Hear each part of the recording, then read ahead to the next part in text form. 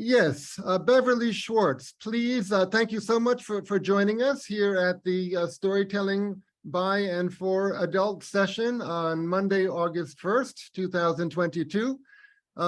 Beverly, please tell us about yourself, tell us about your work, and please tell us a story. My name is Beverly Schwartz. I'm from Albany, New York, the capital of the state of New York. And I'm just about 2 years into storytelling. And I was a third grade teacher in Troy, New York.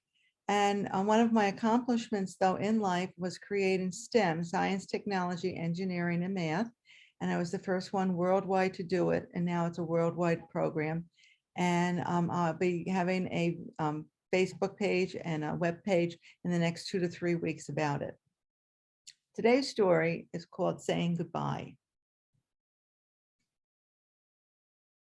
My father lived in Pittsfield, Mass. And drove 1 hour every week to Albany, New York to a Ukraine hall. Today, Ukraine is spotlighted in all over the world's news.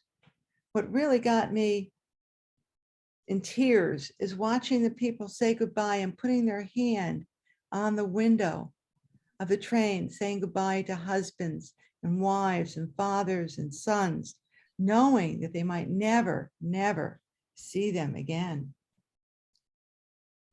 My father drove to the Ukraine hall, and the Ukraine people that had migrated over to the area ran this and welcomed all in the whole capital district and the surrounding areas to come for different activities. And one activity my father was passionate about was going to dance to a live band every Saturday night. And there, my mother had a passion for dancing, and she went to the Ukraine hall. And together they met and danced their hearts out and fell in love and got married. My father was working for a shoe store, and he worked there for 39 years. And my mother also worked for the state of New York. When I was born, I was a cranky baby. I cried and was never very happy, it seemed. My mother would try to settle me down, and my mother would finally say, "Eddie, come take Bev. She just won't stop crying for me." And he would take me in his arms and gently hold him. And within a minute or two, I would always calm down. I was daddy's girl from the very beginning. The other thing my father did was he always sang me songs, and I sat on his lap when I was very little. His favorite song was "I love you, a bushel in the peck, a bushel in the peck, and a hug around the neck." And finally, my father had the love of dancing and wanted me to be the best dancer possible when I grew up. So they'd put on a record, and those times there was records, and my mother and my other brother would become a partner. I became my father's partner, and my brother and my German Shepherd dog would stand up on its legs, and all 6 of us would dance to the record. And my father taught me every single dance he could possibly teach me, because he said, "Someday you're going to have to know how to do this when you go to the live band to want to dance." Well, 39 years after my father started working, they decided to retire. They moved down to Florida, and they decided to rotate themselves around. Between me in late spring and summer, they would stay up in Albany. Then they would go down to Dallas for the holidays, November till January, and then back to Florida, where the weather was warm and the winters were cold up in Albany. They did that for 10 years. One day, my father called me up unexpectedly, and I said, "What's the matter, Dad?" This is always my mother would call first and say hi. "Mommy's in the hospital. She's real sick. They're going to give her a chemo treatment." "Okay, how about give me a day or two and I'll fly right down." He said, "Great." But a day later, 4 in the morning, the phone rings, and it was my father. I knew something was wrong immediately. He said, "Mommy died last night." I was in shock. I never got to say goodbye to my mother or see her. Well, my father decided for the next 5 years to keep rotating around between us. And the 5th summer that he came, he just didn't look good. Something was off. And he said to me, which just really shocked me, "Do you think you can drive me to Pittsfield to see my parents' graveyards and gravesite?" "Okay, sure." And he says, "Can my friend Harry come That was his best friend since he was like 3 years old, and he was living in Massachusetts. So here he drove over, and we tried to find the graveyard and we couldn't. So I flagged down a police car I saw, and I told him where we wanted to go. He said, follow me. So we got escorted to my father's parents' graveyard. And to this day, I have a photograph of him with a big smile standing next to his parents' gravesite.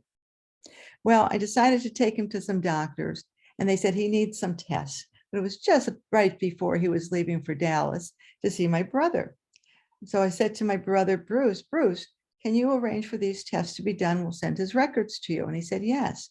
So off my father went to Dallas. And a few weeks later, I got a phone call saying, Bruce, this is Bruce. Dad got his results back. He has terminal cancer. He's refusing all treatment. Well, that was his choice, and we respected it.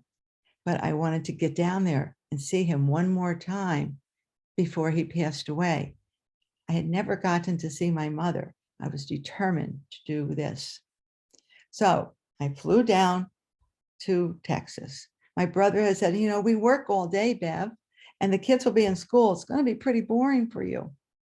So what I thought I would do is pack up all the family albums of photographs and pictures and anything that he'd like to maybe talk about. And during the week, when I was there, we had the best time. It was probably the best time of my life and the best week in my life that I could just want to freeze in time. And we talked about the photographs and these stories. He was telling me about what he remembered when he saw them. And we talked for hours. The second best thing we did was we put on the TV when Dancing When the Stars were on. And then we'd get up and we danced to the songs and we tried to sing them. And we had a grand time. And when the winner was announced, guess who won that night? We did. And we celebrated. And the last thing my father said, Bev, you know what I really miss the most about your mother? Her cooking. She made the best noodle pudding in the world. Could you try to make it? I didn't know the recipe. So I told my brother to buy this and that. And I put a shtickle of this and a shtickle of that and mixed it up and put it in the oven, just hoping that it was tasting good. Oh, the smell. We both smelled and said, this is Mom's pudding. And we took it out and we had to have a little taste of it before dinner. Ugh, it was horrible. We threw it away. We never told anybody that we threw it away or made it. Well, the week finally came to an end. There was a song by Jim Croce, an American singer who died in a plane crash, but one of his best songs was Time in a Bottle, about putting something that happened in a bottle and never forgetting it and reliving it again and again. If I had to put time in the bottle, it would have been that week with my father, spending the time we did, because I had the best time in my life. My father and I stood at the door while my brother took the baggage and stuff that I had bringing back to Albany. And we're hugging and we're kissing. And, we have tears in our eyes. My father's wiping a few tears away. We never talked about his illness the whole time we were there. We gave ourselves a hug. And beep, beep, beep went the horn. Come on, Dad, you're going to miss the plane. Doesn't my brother realize we're saying goodbye forever? We probably would never see each other again. We gave ourselves one last kiss, and my father said, peace be with you, Bev. And the last words I said to him were, peace be with you too, Dad. I turned around, and about halfway to the car, Bevy, turn around, Bevy, turn around. I thought something was wrong, and I turned around, and my father looked at me, and he said, I love you, a bushel in the peck, a bushel in the peck, and a hug around the neck. And he threw me a kiss. I caught it. And I threw him a kiss. And he caught it. And I turned around and went into the car. And as we drove away, I kept looking at him to remember what he looked like as we drove away. Peace be with you, he had said. Jimi Hendrix was a songwriter in America, popular in the 60s, and he wrote the following lyrics. There will be peace in the world when the love of power, the love of peace is greater than the love of power. I'll repeat that again. There will be peace when the love of peace will be greater than the love of power. May peace be with all of you, and may there be peace in the world someday. Thank you.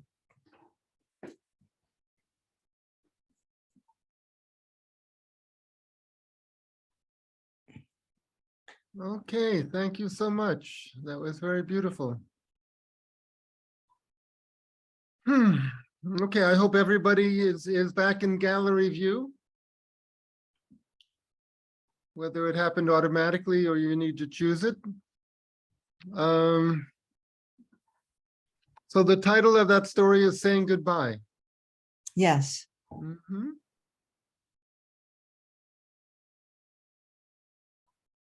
It's so wonderful that you had that that positive closure with your father, and that you were, on such wonderful terms with him. As you know, many of us, we have conflicts with our parents, and sometimes it never gets straightened out.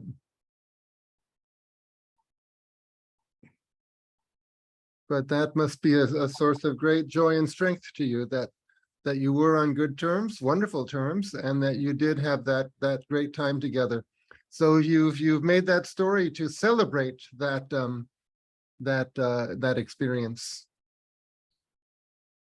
Right. And I had to relate it to Ukraine because all those people still today are saying goodbye to their loved ones, not ever even knowing if they'll see them again. And it's too bad that there's such things happening, war crimes and people dying in Ukraine. For what reason? The world should live in peace. We should not have things like that happening in today's world.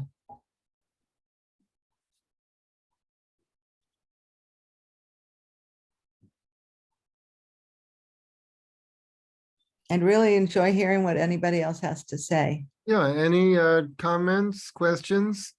It's interesting, Beverly, how you're combining your personal experience and comparing it to, the larger society and larger social events, wishing that, on the larger scale, people could have this kind of a wonderful experience.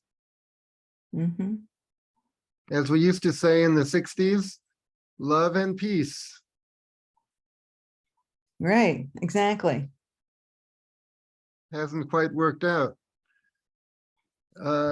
Gustavo, and then Moira. Sometimes for me, it's difficult for including my personal remembrance on stories. But I think you managed well in this sense, and in your way of telling it so vividly. That's good in itself. Moira? Yeah, I can relate very much to the memories of the 60s and 70s. It always shows me the songs you mentioned shows me how old I am. And I'm afraid I'm a bit maybe less idealistic and optimistic. We have it sort of in front of or in our backyard, the whole conflict. So less than I understand you wanted to wrap it up, the starting with the farewell of the Ukrainians and then your wish for peace. And what I appreciate most about your story, that it's not just so, oh, I wish it was all love and peace all over the world, but that you showed sort of in a nutshell what makes love and peace work, and that it needn't be any big deeds, and that it's just things like the thought, oh, if I want to see a loved one one more time, I have to act. And the what I love about this story is really the appreciation of all these moments, no big things happening, but these moments of closeness and the feeling for what that means. And I think if there's anything really we can do and not just wish for, it's that appreciation of these moments, of the people we love, of small things we can do if we feel helpless in all the major things. So thank you very much for this story. Thank you. And regarding noodle pudding, I'm not a professional, but Loction pudding, huh? but I imagine a little bit of cinnamon, a tiny bit of nutmeg, of course, some butter and some brown sugar. Did you ever figure out what went wrong with your noodle pudding? I didn't put enough sugar in. Oh, wow. I decided to make sure that there was not a lot of sugar in it because I try to avoid sugars, and I think it wasn't sweet enough. And Really? I Huh. didn't have enough apples and raisins in it either. Ah, okay. All right. Well, you've inspired me to try to make a noodle pudding. Okay, any other thoughts, anybody? Very good. Okay, thank you so much, Beverly. Thank you. Hello?